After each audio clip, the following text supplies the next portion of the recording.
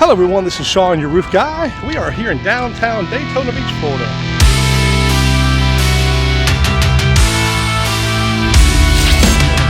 A little overcast today, but nothing to prevent us from doing this real quick roof inspection. On a roof here, it's just a super simple inspection.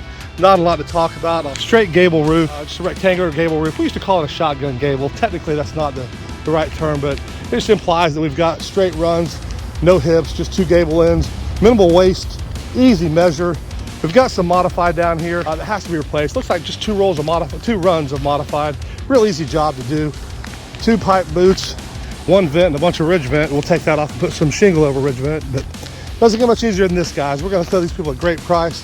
Super competitive for the area. Try to help these people out. Anyway, this is Sean, your roof guy with XLR8 Roofing. You guys have a great day.